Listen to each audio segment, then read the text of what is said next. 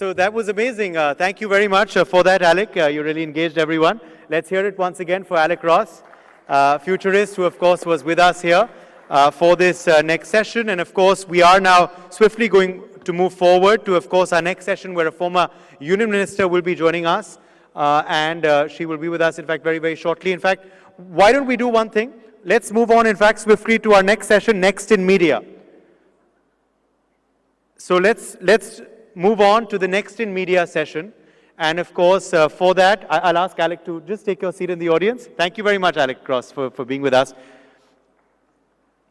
And for our next session, Next in Media, I would quickly like to call on stage Olga Lisigo, Deputy Editor, Rossiya Segdonia Media Group and Head Sputnik News. She's live with us. Welcome. Thank you very much for being with us. Also with us is Pranjal Sharma. He's Digital Policy Analyst and Author. We also have, of course, Anurag Batra with us, Chairperson, Editor-in-Chief of Business World. And this session is, of course, going to be moderated by Editorial Director of NewsX, Priya Sehgal. So thank you all for being with us, and let's quickly have you on stage as we move, of course, swiftly to our next session. We're going to be speaking about, of course, about the media. So which way, of course, is the media going? Which way is, of course, the the media landscape shifting and changing? That's something our next session is, of course, going to be focusing on. We are very happy to have all these erudite, of course, faces and names with us, and we are awaiting their session now.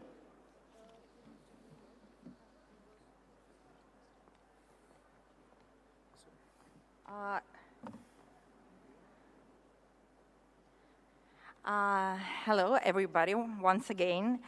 And before I start, I'm sure that many of you have heard about Sputnik, about our media, but just in case you haven't, I want to share a short video with you about who we are.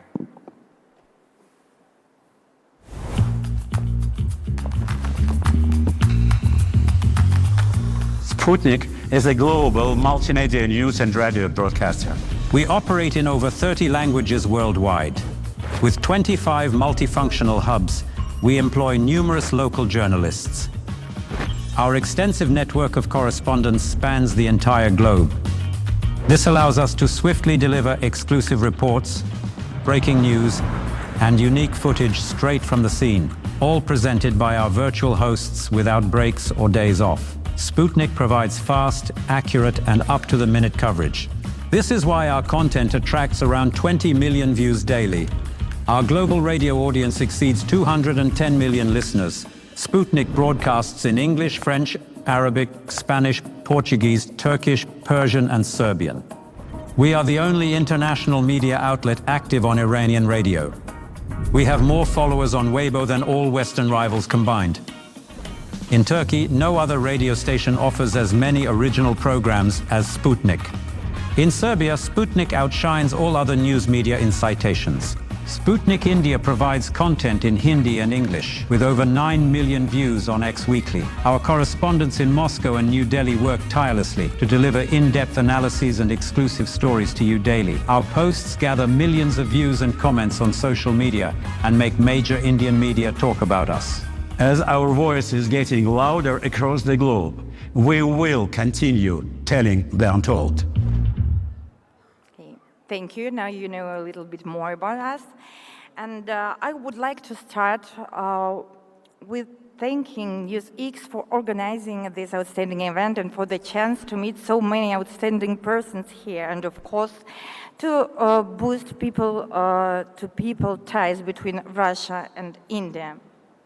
Well, in the past several years, our two countries have made incredible progress together. And the BRICS summit in Russia's city of Kazan in 2022 once again proved the strong ties between our leaders and made the headlines around the world. Sputnik aims to be the driving force behind the Indo-Russian partnership. We launched Sputnik India back in December 2022, and since that time we got millions of views and build a strong team of journalists both in New Delhi and in Moscow. Well, today the mass media industry is experiencing major shifts that require completely new approaches. Our news consumption has transformed completely. People today prefer to get news in shortened formats and videos. This is happening because we're exposed to such a vast amount of information daily that people simply get tired of news and seek the quickest and the simplest way to get informed. Since our attention spans are shorter than ever, the content that is quick to engage and easy to digest is more likely to capture and retain viewer interest. This is especially crucial for so-called Generation Z, from 18 to 30 years old, who consume content in bite-sized pieces mostly. This is why Sputnik tries to make even complex topics and analysis suitable for social media. For example, long reads and analysis now are transformed into X threads. Our long podcasts with guests are cut into smaller videos and posted as either Instagram Reels or YouTube Shorts, like teasers.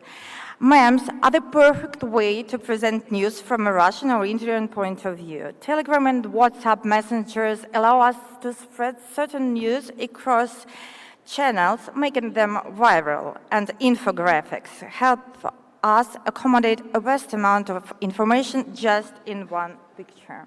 That's amazing. Well, today, major social media news channels use infotainment as an alternative to traditional hard news.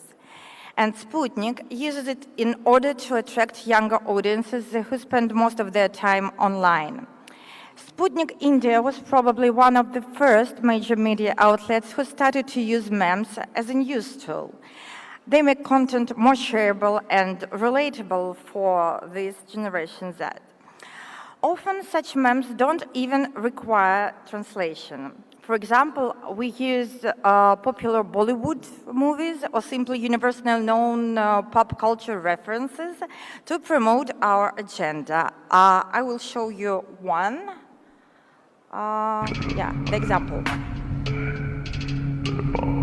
This is about how USSR helped India in 1971.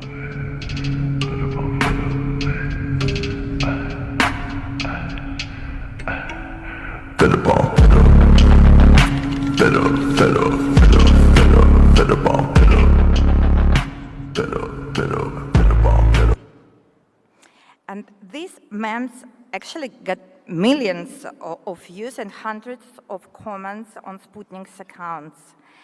And what is the most important about that these memes always have a hidden message. We use jokes to explain politics to people indirectly. This way, they don't feel like a certain political agenda is being imposed on them. At the same time, memes give our readers a sense of belonging, so they're most likely to visit our page and check what else we have. Here, where they see that we provide also serious content, so I guess we simply found a perfect balance between infotainment and hard news that is important. Well,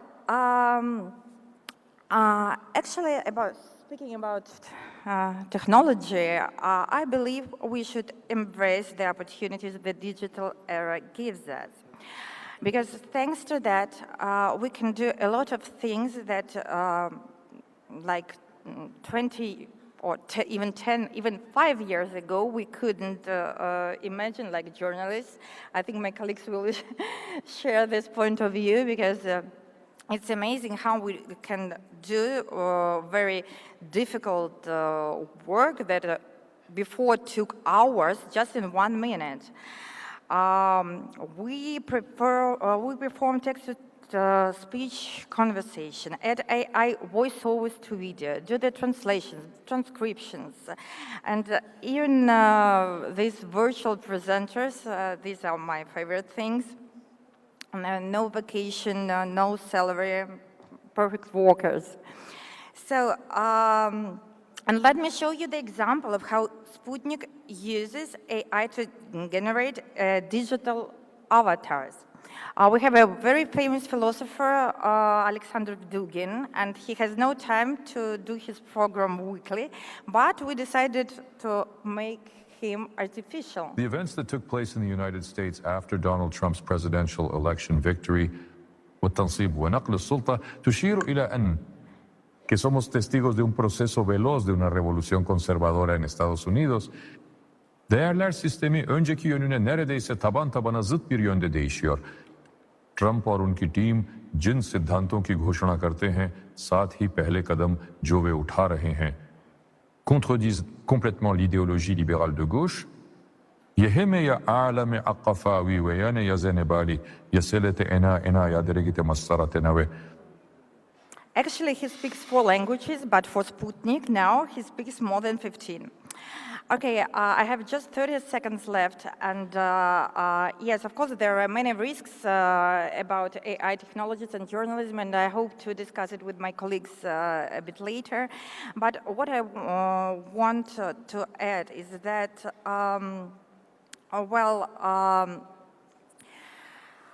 you can like the technologies, or you cannot, but AI and all the stuff is here to stay. And digital media has created a world where public opinion can be shaped just from smartphones, and we can see it daily how Trump or Elon Musk do that. But what we should do together is to decide how to use it to our advantage. And that's why the conferences like that are so important, because only together we can develop the mechanism to regulate tech and use it for benefits of mass media. Thank you.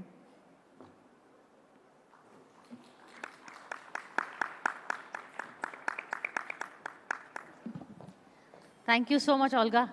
In fact, that is what we are going to be discussing now. The topic is next in media, but I think we're already living in the age of next in media, as Olga also explained. This is really the age of social media, where the traditional media is learning to come to grips with the very ever-changing world.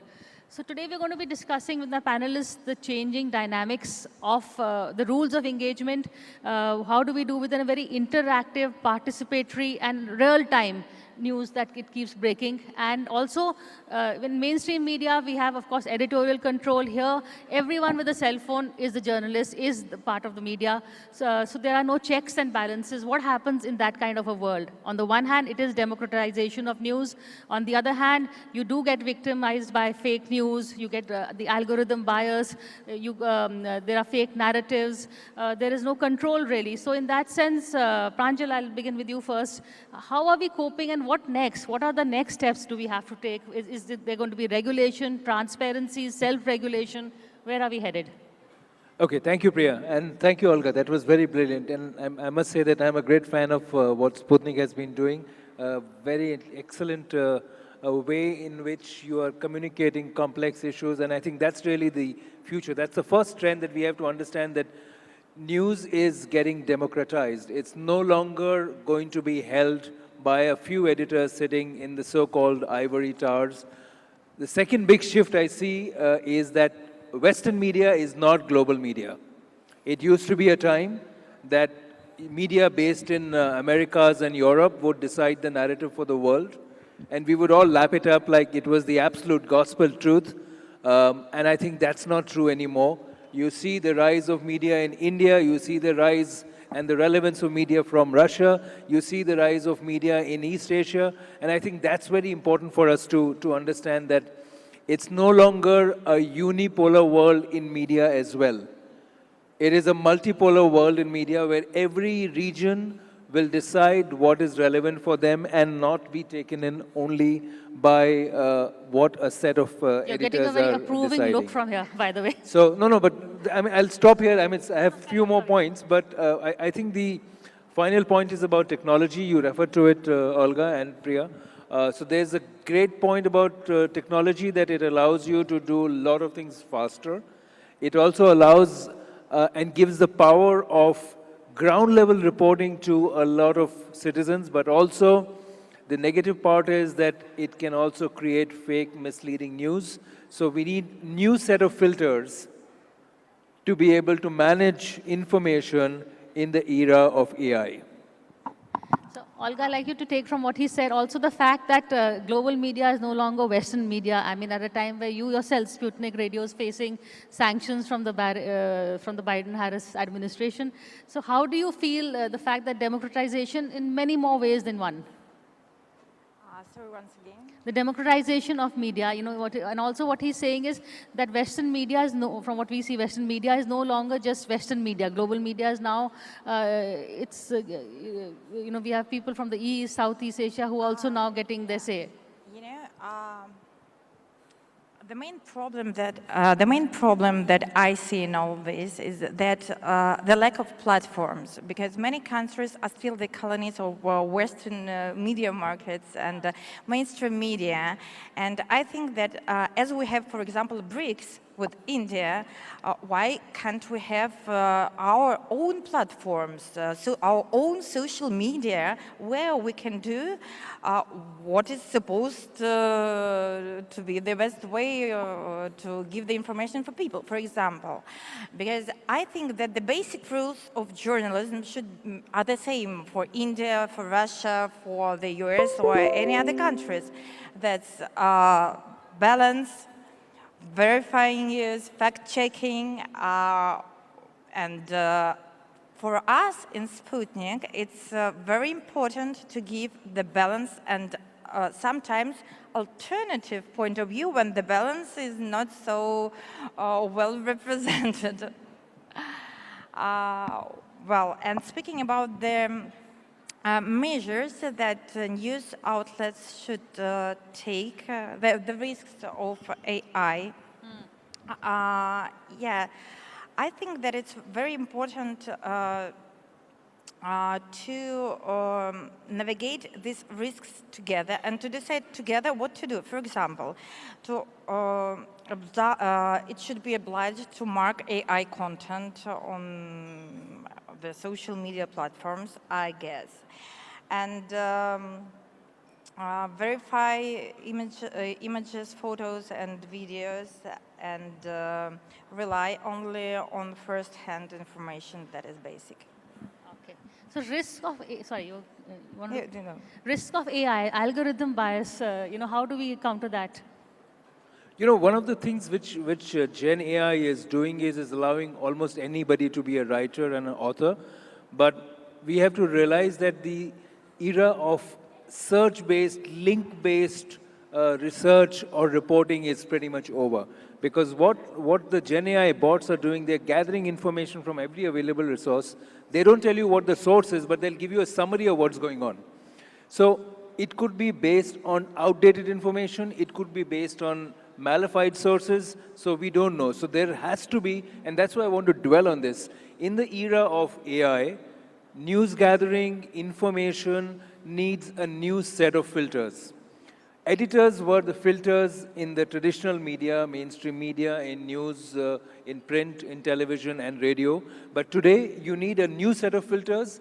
These filters will either have to be algorithms or people who are overseeing what the algorithm is doing. If you do not put a new set of filters, then we will be pushed into an era of such haze that we won't know the truth from the falsehoods. Well, but we have Photoshop for ages, you know, and these pictures changed by Photoshop. I think that we saw millions of them, like in past, I don't know, 10 years maybe, and I don't think that this AI thing has more risks. Actually, you know, my grandmother told me that the mobile phone was dangerous like No, true, 15 Olga, but years ago. So that's the when same. see, if you see some of the Western media has a narrative and propaganda when they want to push, they will take photographs in a certain way, which shows that, for example, something happening in India in a completely different light.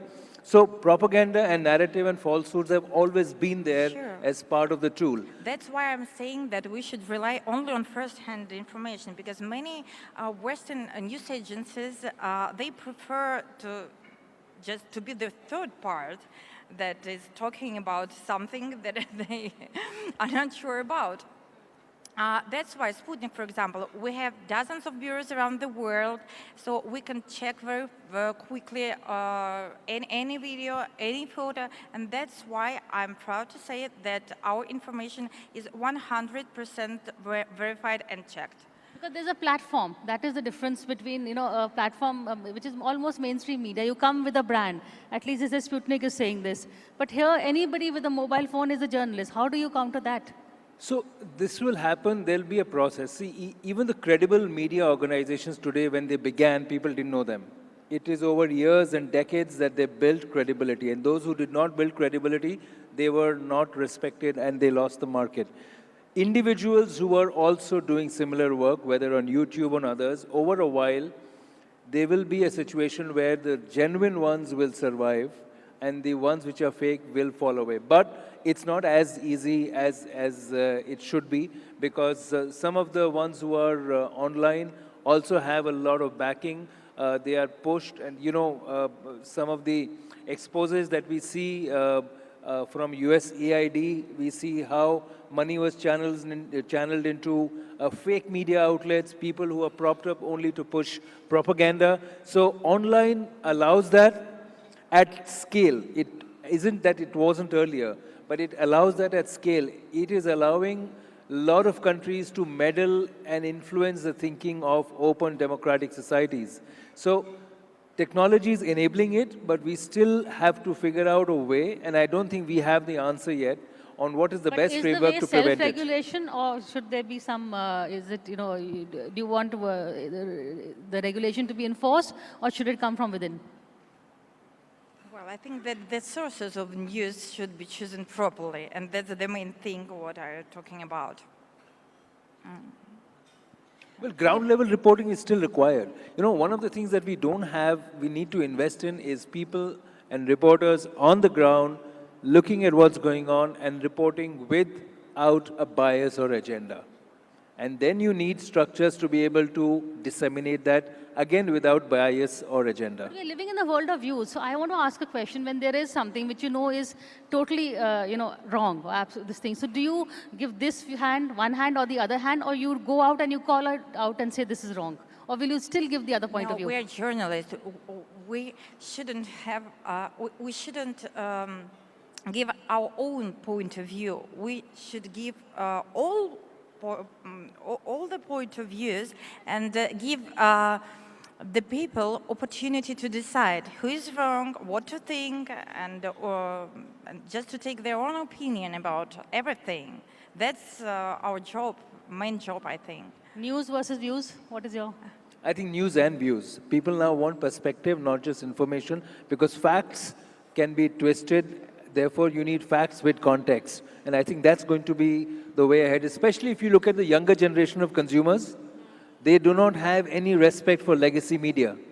They want information, and I think that's why I complimented you, Olga, that the way you are presenting news, you know, the 1971 episode with that Game of Thrones meme was brilliant, because it gives enough information for the younger audience to want to know more about what went on. So which helps, because you are actually making it more alive, real time, finding real time examples, something to make a direct connect, because your audience also has a 2-second attention span. Sure, it's more like understandable for young people, young generation, and well, for old people, these months, they don't work. Yeah. So there is, as we were saying, what next? So I think the age of next is the social media and, you know, 2-minute reels like this, right? Well, I can't even imagine what's next because I told that even 5 years ago, I couldn't imagine that we can transmit, translate, do subtitles and so on in just 1 minute, and that AI Alexander Dugin will talk 15 languages just in 30 seconds. Okay.